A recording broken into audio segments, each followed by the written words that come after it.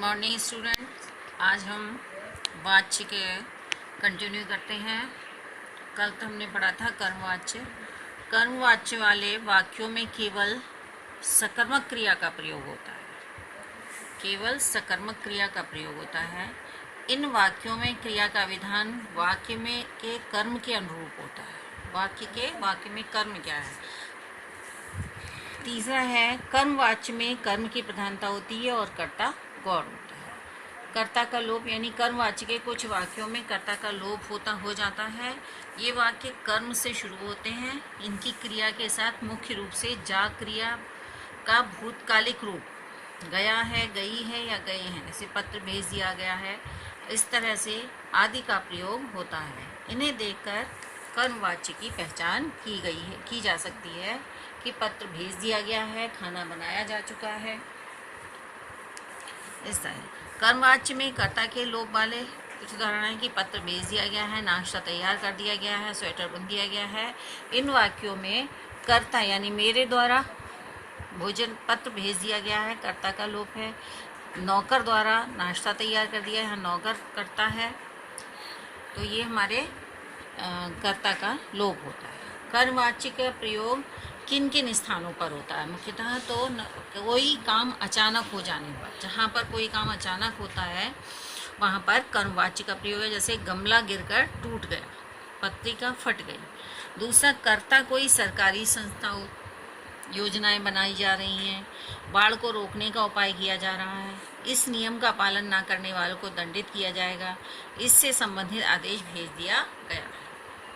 न्यायालय आदि में आदेश देते समय कर्मवाच्य का प्रयोग होता है। कैदी को सामने लाया जाए, पर्यावरण को क्षति पहुंचाने वालों को सजा दी जाए, कर्ता अज्ञात होने या उसका उल्लेख करना आवश्यक न होने पर कर्मवाच्य का प्रयोग किया। सफाई करवा दी गई है, आवश्यक सामान मंगवा लिया गया है, आपका चेक भेजा जा चुका है।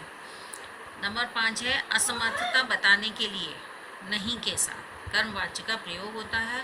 यह भारी बक्सा मुझसे नहीं उठाया जाएगा। यहाँ पर नहीं, असमर्थता व्यक्त की जा रही है कि यह काम मुझसे नहीं होगा। मुझसे झूठ नहीं बोला जाता, बिना बारी के आपको अंदर नहीं जाने दिया जा सकता। इन सभी मुख्य स्थानों पर कर्मवाच्य का प्रयोग होता है।